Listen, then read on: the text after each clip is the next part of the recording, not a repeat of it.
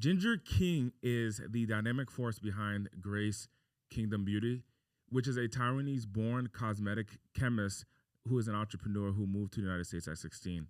Although she originally aspired to become a makeup artist, cultural expectations nudged her towards academia, so she chose chemistry and she turned it into a thriving beauty career. Since 1995, Ginger has developed hundreds of products for brands like Joico, Avon, and Jason Natural Cosmetics. She later founded Grace Kingdom Beauty in New Jersey, which is a consulting firm that helps clients go from concept to launch with no BS, just proven expertise. So just so you know, her mission is to impact over 100 million consumers with her products by 2028. She's also the founder of FanLoveBeauty, which is a vegan, clean beauty brand inspired by Shark Tank's very own Daymond John. Nicknamed the Queen of Cosmetic Chemistry by Elle, Ginger has judged beauty awards for Allure, Yahoo, New Beauty, and so much more, and has been featured in Forbes and Success Magazine with a BS in chemistry and an MBA in marketing, plus multiple patents and media appearances under her belt. She's not just a beauty expert, she's a straight-up industry legend. She's fluent in Mandarin, Cantonese, and Taiwanese with a sprinkle of Japanese. Ginger is a keynote speaker, innovation advocate, and unapologetic champion of clean, consumer-first beauty, and her career proves that science and soul can absolutely coexist, and it can slay. Without further ado, let's introduce Ginger King on the Audate show. Ginger, you started in chemistry and then transitioned into the beauty brands. What was that aha moment for you that really opened your eyes to building a beauty business? Because everything in life is business. You as a person is also a business. Only have a product is not good enough. You need to know how to build the business. What is the business part versus the product? So once you have the product, so you mentioned that the product is not good enough. So once you have the product, what is the elements of business around the product that makes it into a business? It's a lot of sales and marketing and storytelling. And when it comes to beauty, it's a lot on the claim substantiation. So if you're going to say the product does this and that, you need to have support. And that will help to sell the products too. Support after the product is purchased? Support before.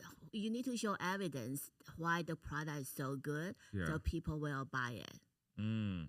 And sales and marketing, storytelling, how did you go about learning this, and what's your story?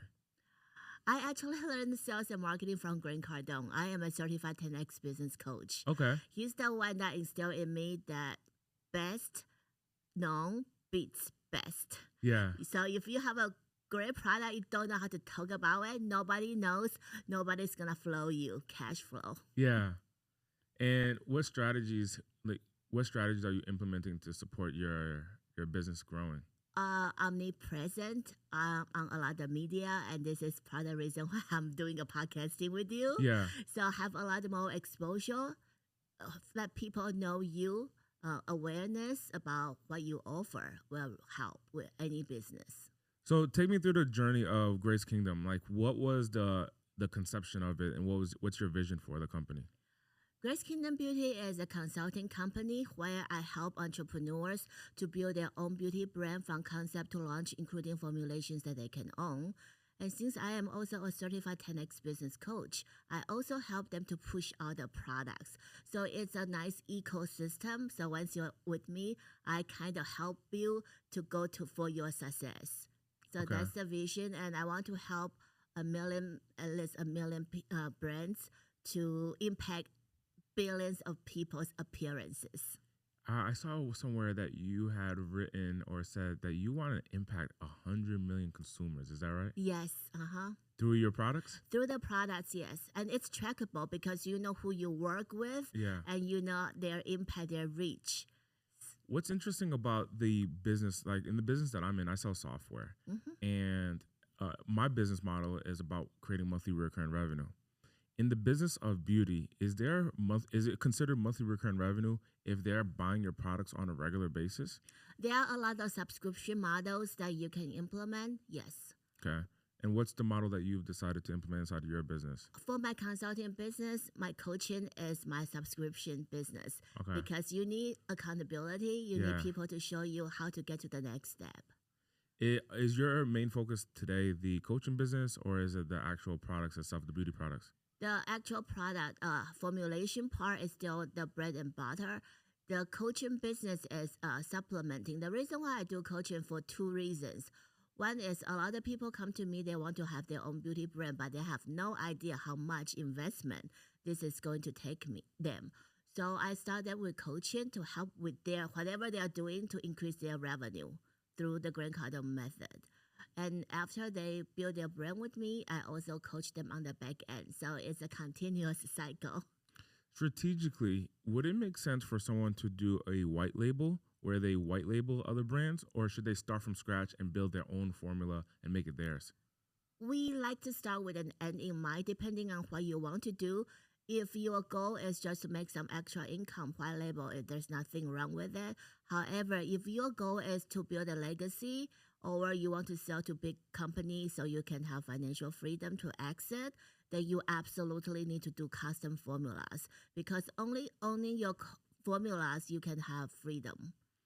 And because the product is used so frequently, is that where the financial freedom is created, or is it created when the exit happens and you sell it to a bigger company? When is the financial freedom created? The financial freedom usually comes when you exit the company. For example, Rose Hailey Bieber's brand, she exited for $1 billion.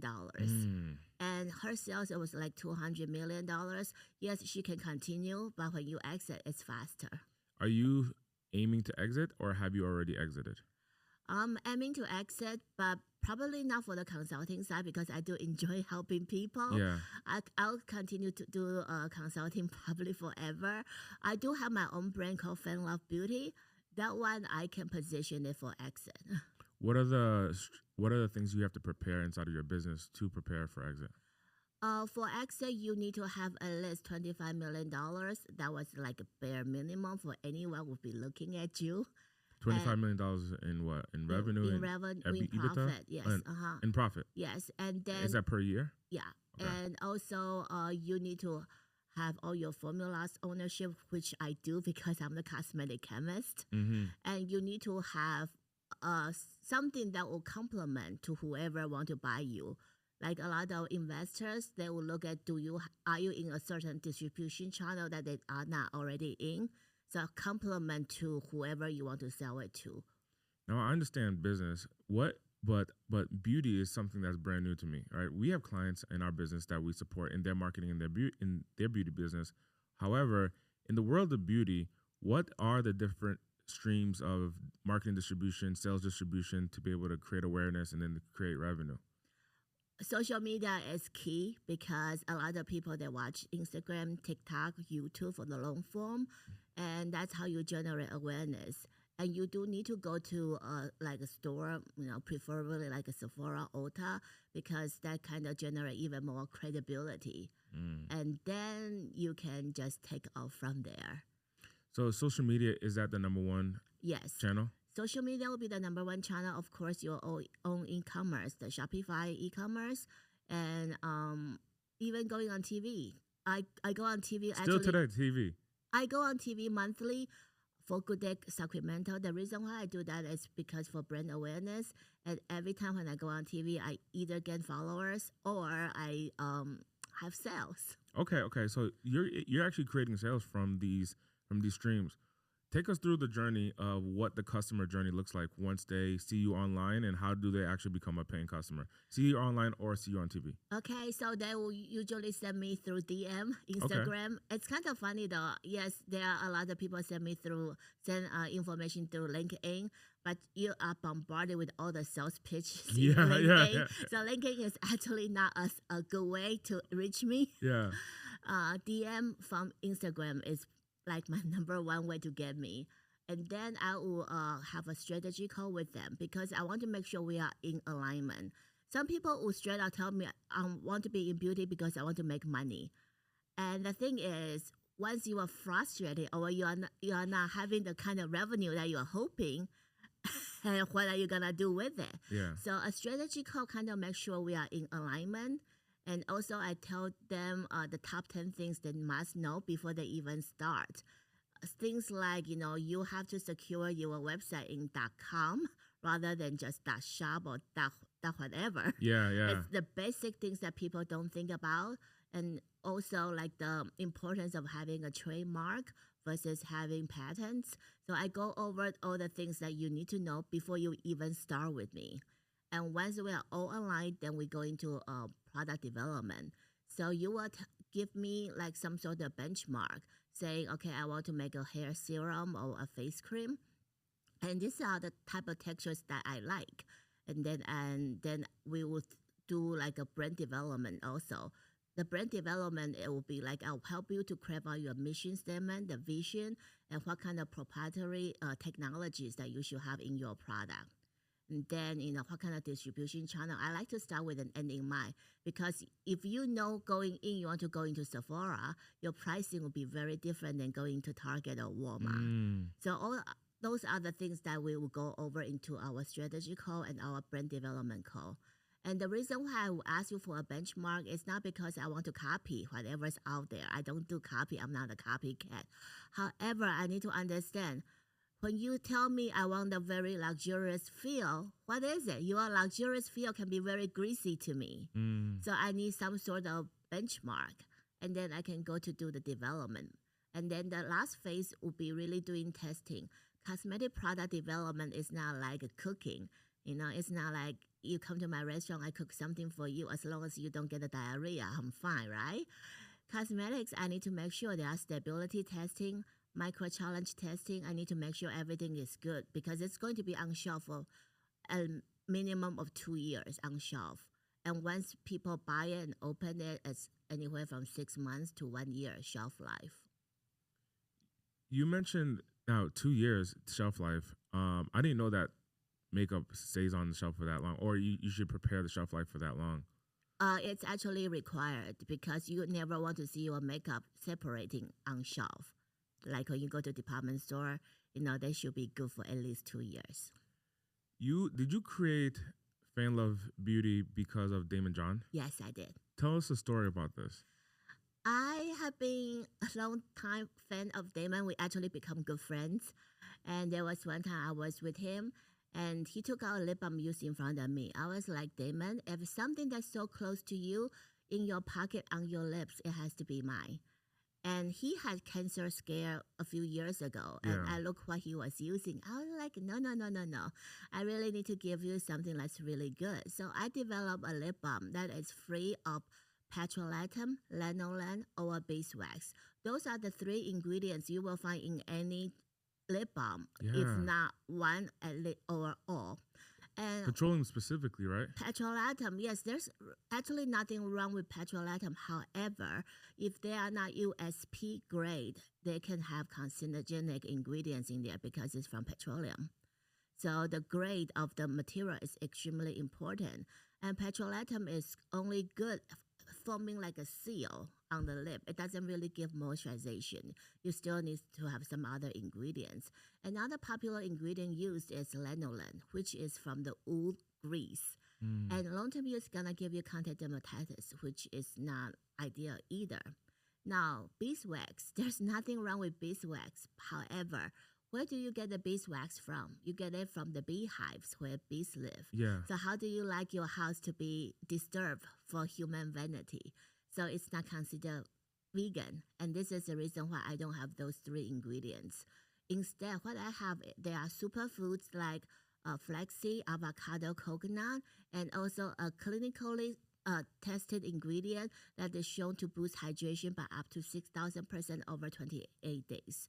So those are the kind of ingredients that I use for the lip balm, because lip balm could be ingested. Yeah, and I know it's not designed to be ingested, but it does happen, right? You lick your lips, and then you already have it on you, and the next thing you know, you're actually taking it in. How do people get access to FanLoveBeauty's lip balm? FanLoveBeauty.com. It's on my own site. I love that. Okay, perfect. Now, what does clean beauty mean to you? Clean beauty means it's non-toxic to human or environment. There is no legal definition of clean beauty. Is it something that you made up? Is it an industry term? It's an industry term. Yes, actually, it was started by retailers like Cradle Beauty. They published the most extensive list of ingredients that not to be used, and they cite the reasons for it's either not good for the human or not good for the environment. But it's no legal definition. Okay. And is Queen Beauty important to your organization? Yes, because if the consumer is not going to touch the ingredient and they see, then they will not buy, right? After all, we are in the business. Yeah. So I need to make sure whatever that we make, consumer will be willing to purchase. Okay. And where does your journey start in your entrepreneurship journey? Like take us back to Ginger, 2-year-old Ginger, 3-year-old Ginger. Were you in the United States? Were you in Taiwan? What were you doing? What was life like? And how did you get to where you're at today? Sure. So I came to America when I was 16, and originally I wanted to become a makeup artist because in Taiwan we weren't allowed to wear makeup. And I saw the difference of wearing makeup versus not wearing makeup. People treated me very differently. Originally, I want to be a makeup artist, but my the cultural expectation is like, if you don't get a PhD, at least get a master's degree. So when the cosmetology school called me, my family actually said, Ginger King, cosmetology school, you got the wrong number.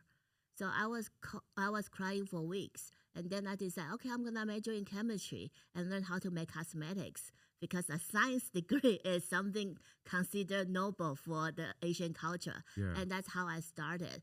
And in the beginning, my first job wasn't in cosmetic chemistry. It was with Dole Food Company, the pineapple company. But then I moonlighted for Estee Lauder at the counter. And that actually helped to fulfill my makeup artist dream. That actually helped me to solve a problem. Was that intentional, the Estee Lauder? Yes, that was intentional. Okay. Yes. Yeah. Because I read the biography for Estee Lauder. I was like, I'm going to be like her one day. Okay. Yeah, that was intentional. But because of my passion in beauty, I was able to solve an issue in pineapple. At the time, there was this called pink disease. All the pineapple turn pink and then they turn black. And all the scientists was scratching their head. They couldn't understand why. And because I was working for Lauder, they just launched the self-tanner. I was like, could pineapple get tanned? So I bought the self-tanner and analyzed with the diseased pineapple. And yes, it's the same chemical reaction. So I was able to identify the cause. And very interestingly, like a few years ago, Daymond actually patented. They were able to stop the reaction from pink turning black. So, and because it's a sugar reaction, the pink pineapple is actually extra sweet. And they patented it and they sell it in supermarket, the pink pineapple. Is it actually pink? It's actually pink, yes. So you were the person that's behind this? I wasn't the person behind this. I was the person identify what happened from pink to a black pineapple. The reaction, it's a similar reaction as in how self-tanner work. And that I was working for Dole Foods, but it's a competition. They found out how to stop the reaction from occurring. And then when did you leave Dole? I left Dole after a year because, I really, really want to be a cosmetic chemist. Yes. So there was one summer we just drove 6 hours from San Jose to Los Angeles. I was knocking the door cold turkey. I want to be a cosmetic chemist. Hire me. I took a $20,000 pay cut and started my cosmetic chemist journey. So that's on my chemistry side. So fast forwarding how I become an entrepreneur is because of Shark Tank. I was like, well, hold on. So you were at you worked at Estee Lauder counter as a beauty advisor doing makeup. Okay, and then from there, how do you go from that to Shark Tank? Or that to learning about Shark Tank and becoming an entrepreneur? Well, so after that, so I become a cosmetic chemist because I was cold turkey knocking the door, right? Yeah.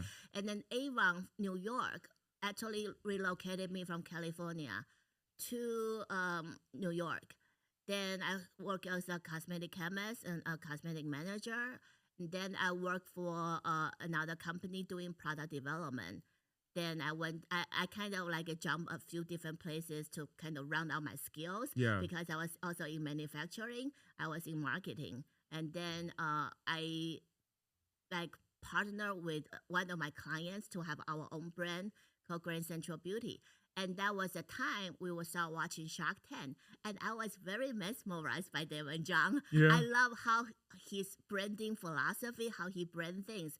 And that was what ignited my entrepreneurial spirit. Because even when I co-founded a brand with my partner, I was still very kind of techie, geeky type of chemist. Mm-hmm. It wasn't really a business person. It was Shark Tank kind of started the whole journey. And then just by following Daymond John, get me all the foundations that I needed to become an entrepreneur. And then Grant Cardone kind of just boosted everything that for who I am today. That is a powerful journey. How has the experience with entrepreneurship been? I love it. I love it. It's like the best ever. What year did you become an entrepreneur? 12 years ago. Yeah. And so you were dubbed the Queen of Cosmetic Chemistry. How do you stay grounded, like with all of this hype around you, with all of the opportunities, the podcasts, the branding, the social media? How do you stay grounded with all this hype, being the Queen of Cosmetic Chemistry? Well, you need to consider like think about your why every single day. Write down your goals twice a day. And, whatever you have today may not last forever. So you just have to go for greater things every single day. Who's the ideal person to work with you? In terms of the brands, ideal person will be dermatologists who's tired of their day-to-day, because when you see your patients, it's one-on-one. Yeah. And in order to really expand their capacity to reach more people, they need products. So dermatologists are ideal, or beauty influencers. The reason why I say beauty influencers is because they already have a community ready to buy their products. That also goes back to, a good product is great, but if you don't know how to push, how to promote it, it's not going anywhere. So the marketing part is extremely important. I see the people who are very successful from a non-beauty to beauty are usually people in the finance and marketing background also. Interesting. Yeah. What strategy should someone who's a beauty influencer use to implement start implementing their own brand and really go from working a job to being an entrepreneur? Well, beauty influencers, part of their thing is they already have entrepreneurial spirit. Yeah. Otherwise, they cannot be a beauty influencer. Could they just love the product? Could they just love the act of putting makeup on? No, they have to have business acumen, because running a business is very different than just the passion. You need to know, your cost of goods. You need to know how to calculate, your KPI, how to have your revenue, everything. Okay. Yeah. So if someone is a beauty influencer, well, let's just say today that they're working a job, they're putting on makeup, and they just happen to be putting on for their friends and family on social media to see. And then they start going viral. They start getting known. Would that person be the ideal person to work with you? It would be ideal person to work with me, and I can coach them on the business end. Because what they have is they have the ability to cultivate their community, which is very, very important. Because I know a lot of founders, they don't have a community to sell to. Yeah. Yeah, so they already are like ahead of the game when they have the community. And they can also use their community as their focus group. So you've been quoted on so many places, Oprah, Vogue, and so forth. How do you get yourself known? What are your strategies you're implementing today? I know you mentioned to be omnipresent and to build brand awareness. But what are some of the tactical things that you're actually doing on a day-to-day basis or week-to-week basis to promote yourself, promote your brand, and promote your mission? Well, I look for any speaking opportunities to be out there, because every time when I have a speaking gig, I get my customers that way. Mm-hmm. Yeah, and I also get clients through listening to the podcast, wherever the podcast I'm on. So it's really just push yourself out there whenever possible. And in terms of the quotes, the editors, that just come to me because I'm very fast in response. And I give them whatever they want, like in a very timely manner. And that's important. So it sounds like say the opportunities is saying yes. Yes. So say yes as many times as possible. Yes. And then when you say yes as many times as possible, are there moments or opportunities that flunk or don't end up working out? Or do they all work out? Like as you say yes, do they all work out in your favor? So far, everything worked out in my favor. Yes. Okay. So strategically, if someone wants to duplicate your success and duplicate your growth, the first thing that they need to do is say yes. Is that right? Yes. What's the second thing that they need to do? The second thing is they need to be fast in whatever people need. What do you mean by that? Right? Okay. They need to be fast. For example, I work with a lot of events, and whenever people ask me to help to promote the event or help to get things out, I always very fast. So you need to make people happy working with you. Yeah. Yeah. So the relationship is important. Yes. So number one is say yes to those opportunities, and then number two is speed to fulfillment of those opportunities. Yes. What would be the third thing that they need to do to create success like you? Consistency and persistence. Okay. Consistency and persistence. Does things ever not go in your favor, whether it's an opportunity or just in business in general? Well, right now I'm actually waiting for a big opportunity, and it's stalled right now, and it's out of my control. You just have to be patient. And also how you follow up is important. And if you've ever been with Grant Cardone, he has 365 ways of follow up. And how do you handle opportunities or things that don't go in your favor? What is there a personal mantra that you have? Is it a mindset? Is it a system that you handle when things don't go in your favor? It's next. Yes. Just go move next. on. Yes. Move on to the next. You know, one of my mentors used to always say that anytime someone says no to you, it means next opportunity. Mm-hmm. And that is who. So you adopt something similar? Yes. Where it's the next opportunity? Yes. What is an opportunity that you're excited to create or make happen? I have an opportunity to build a huge innovation hub. And what does that look like? Tell us. It's like a lot of huge lab spaces, and I can bring in people for events. I can educate beauty brands. In a lab? Yeah. It's not concrete yet. Yeah. But that's something that I'm working on. When you share that, what I envision is that because I understand the world of events and hosting events and seminars, and always looking to increase the experience. I'm familiar with hosting them in hotels. That's very common to host them in hotel ballrooms, or yachts or things of that nature. But hosting them in a lab, because you're a chemist, is going to be quite unique. Yeah. Would the attendees be able to essentially create their own formula? Yes. That is phenomenal. How can people learn more about that when it does happen? Follow my Instagram, the Beauty Shark Ginger, for updates. The Beauty Shark Ginger. Yes. Okay. And tell us, what does the future look like for Ginger King? It's bright. Yeah, it's of course. 10x bright. 10x bright. I'm actually coming out with a book at end of this year. Okay. Yeah. And what's the book going to be on? It's I co-author with 11 other people. It's Standing on the Shoulder of the Giants, and I have 5 phenomenal people endorsed it. Daymond, John, Grant Cardone, Barbara Cochran, David Meltzer, and Kelly Colvett, who's on the beauty side. Okay. And the best place for people to learn more is going to be following you on social media? Yes. Okay. And how else can people get in contact with you? Social media will be the best. Or I'm actually active in all of the social media. So the LinkedIn is good. Okay, got it. LinkedIn is okay, but LinkedIn is okay. I respond faster on Instagram. Okay. And what are some lasting words that you want to share with the audience? If they're looking at Ginger King and they're saying, you know what, my mom is telling me that I need to go get a degree. I want to become an entrepreneur. I want to create some time freedom like Ginger is sharing. What are the lasting words that you have to share with that person? Okay. Trust your guts. I mean, if you kind of keep your passion alive, you will get your way one way or the other. It's not a straight road. You still need to satisfy your parents if they are paying for you. Yeah. But then I always say after college, you are really on your own. You should be able to do anything on your own. Before college, whatever your parents say, listen to them. Yeah. So listen to them, satisfy them, but still follow your own passions. Yes. Is that right? Yes. Ginger King, thank you so much for being on this episode with me.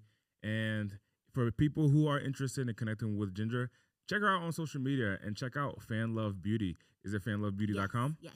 FanLoveBeauty.com, because I know I'm going to get my chapstick without the carcinogens inside. Once again, I'll see you on the next episode of the Audate Show.